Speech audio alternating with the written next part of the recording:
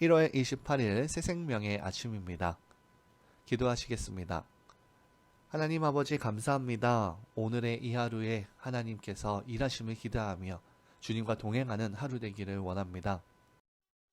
아픔, 좌절과 고통 중에 감정의 롤러코스터를 타고 있는 그들과 함께하여 주시옵시고 오늘 이 하루 주님의 선하심과 자비로우심을 닮아서 주님의 공의와 사랑을 전파하는 저희 되게 하여 주시옵소서.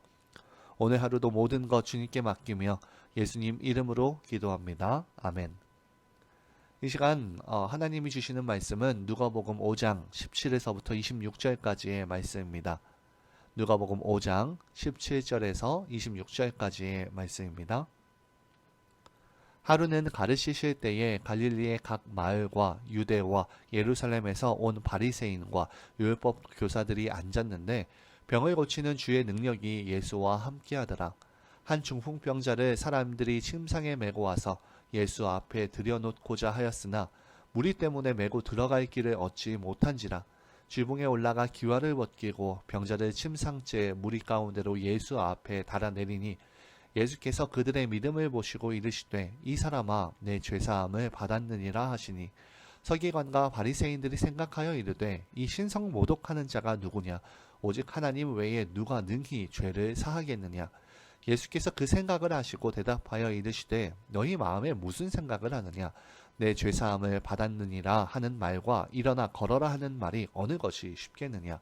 그러나 인자가 땅에서 죄를 사하는 권세가 있는 줄을 너희로 알게 하리라 하시고 중풍병자에게 말씀하시되 내가 내게 이르노니 일어나 내 침상을 가지고 집으로 가라 하시매 그 사람이 그들 앞에서 곧 일어나 그 누웠던 것을 가지고 하나님께 영광을 돌리며 자기 집으로 돌아가니 모든 사람이 놀라 하나님께 영광을 돌리며 심히 두려워하여 이르되 오늘 우리가 놀라운 일을 보았다 하니라. 아멘.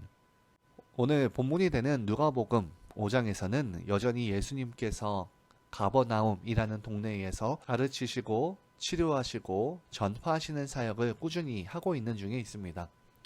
오늘은 특히 중풍병자를 고치시는 사건을 말씀하고 계신데요. 오늘의 이 사건은 예수님께서 말씀을 한창 가르치시고 계실 때 일어났습니다. 이 가르침을 방해하는 한 사건이 일어났는데요. 사람들이 한 중풍병자를 침상채 메고 와서 예수님 앞에 놓고자 했지만 무리 때문에 도저히 앞으로 나갈 수 없었고 결국 장벽에 부딪히고 맙니다. 아무리 길을 찾아도 길이 없었고 비집고 들어갈 틈조차 없었습니다. 하지만 이들은 그 친구에 대한 사랑 때문에 포기할 수 없었습니다. 그들은 어찌하든지 예수님 앞으로 나갈 방법을 찾고자 했고 그들은 즉시 지붕에 올라가서 기와를 벗겼습니다. 그리고 큰 구멍을 내고 이제 병자를 달아내렸습니다. 이 모든 일은 삽시간에 이루어졌는데요. 사람들의 눈에는 이들의 행동이 어떻게 보였을까요? 바리새인과 율법 교사들의 눈에는 교육도 받지 못한 무식한 자로 보였을지 모릅니다. 염치도 없고 체면도 없는 자들처럼 보였을지 모릅니다. 그러나 예수님께서는 그들의 무엇을 보셨냐면 20절에 예수님께서는 그들의 믿음을 보셨다라고 합니다. 지붕을 뚫고서라도 예수님께로 나오는 그들의 살아있는 믿음을 보셨습니다. 예수님을 감동시킨 이들의 믿음은 어떤 믿음일까요? 그것은 예수님의 사랑과 권능을 믿는 믿음이었습니다. 그들이 메고 온 중풍병자를 한번 생각해 보십시오. 그는 스스로 걷지도 못하는 자였습니다. 그의 내면은 병으로 인한 열등감과 무기력함, 좌계감으로 가득 차 있었을 겁니다. 그의 팔다리는 운동을 하지 못해서 메말라 버렸을 것이고요. 그의 몸에서는 좋지 못한 냄새가 났을 겁니다. 그는 살았지만 죽은 자와 같았고 그는 남에게 부담만 주는 사람이었습니다. 누가 이런 중풍병자에게 소망을 가질 수 있었을까요? 그가 건강하게 되어서 새 인생을 살게 되리라고 누가 생각할 수 있겠습니까? 중풍병자의 친구들도 마찬가지의 심정이었을 겁니다.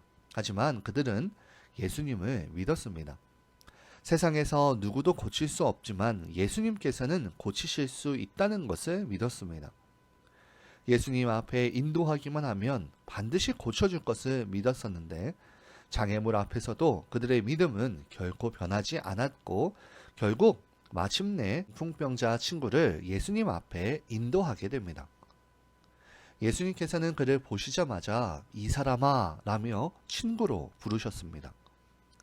예수님께서는 병든 그를 친구로 이렇게 받아들이셨고 거룩하신 예수님과 그 앞에 두려워 떨고 있는 그 중풍병자를 한번 생각해 볼 때에 예수님의 그 성품과 좋으심을 다시 한번 생각해 볼 수 있는데 하나님의 아들 예수님께서는 먼저 죄인의 친구로 낮아지셨습니다. 예수님은 중풍병자를 친구로 영접하시고 그에게 은혜를 베푸시며 이 사람아 내 죄사함을 받았느니라 라고 말씀합니다.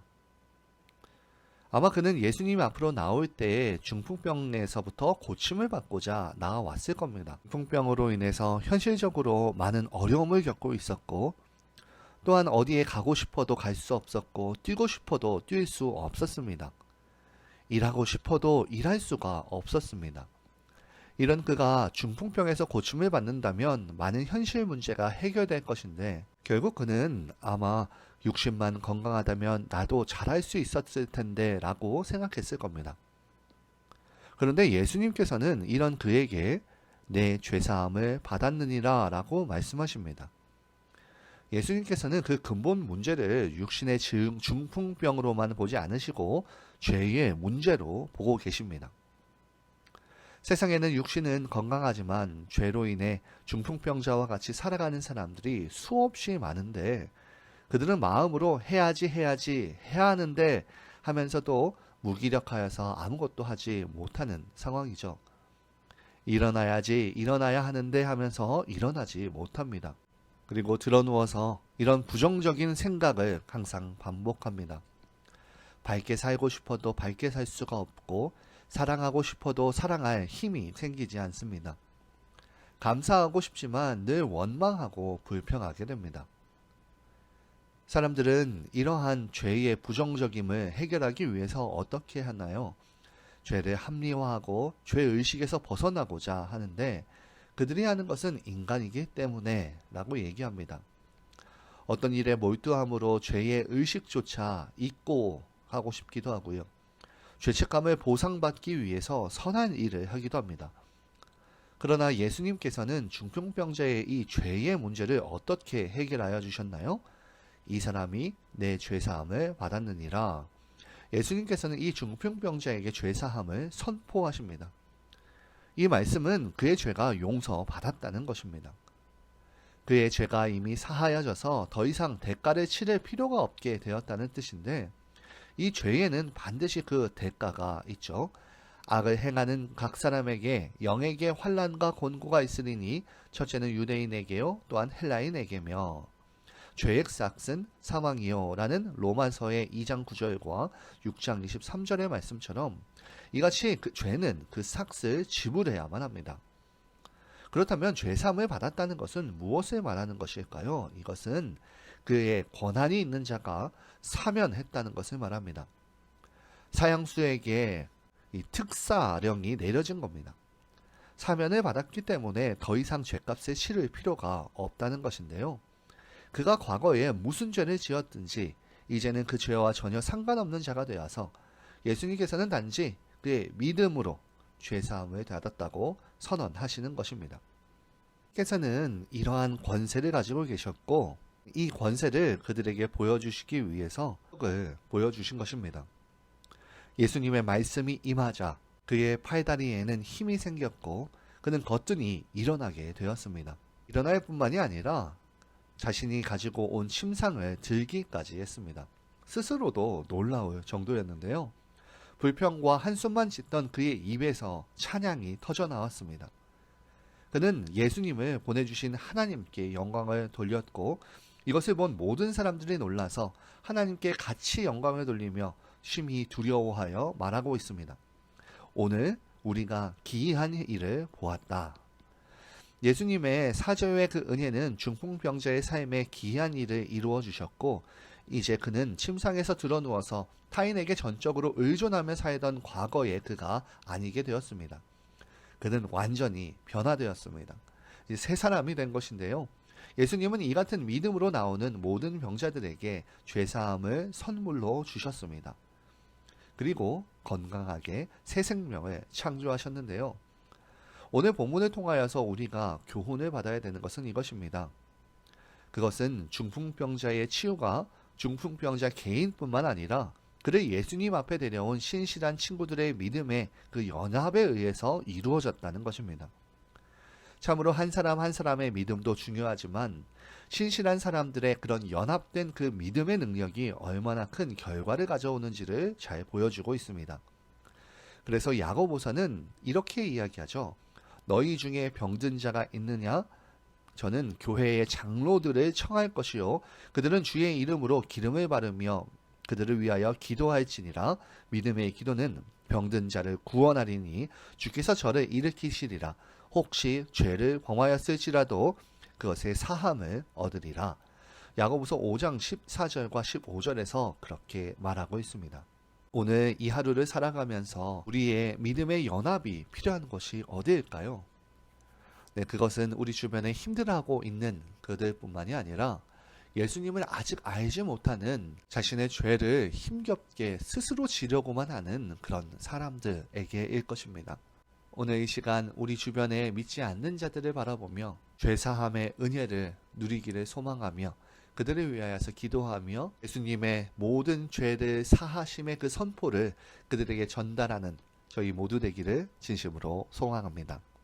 이 시간 오늘 공동의 기도 제목으로 기도하시고 개인 기도로 나아가시겠습니다. 첫째로 믿음의 연합을 이루어 놀라운 결과로 나아가게 한 친구들의 믿음을 본받아 오늘 우리의 믿음의 연합과 기도함으로 믿지 않는 자들에게 복음을 전하는 통로로서의 삶을 잘 감당할 수 있게 해달라고 기도합시다. 둘째로 환우들을 위하여서 기도합니다. 여전히 오늘의 말씀의 중풍병자처럼 말씀의 그 자리인 예배로 나올 힘도 주변에 사람들도 없는 경우에 있는 환우들을 하나님께서 불쌍히 여겨주시고 다시 한번 힘을 주시고 치료하시는 그런 육적인 치료와 더불어 마음과 영적인 치유함을 얻어 죄책감과 마음의 어두움이 사라지고 평안과 감사가 넘쳐나게 해달라고 기도하시고 오늘 각자의 삶에서 빛과 소금의 역할을 잘 감당하는 저희 되기를 소망합니다.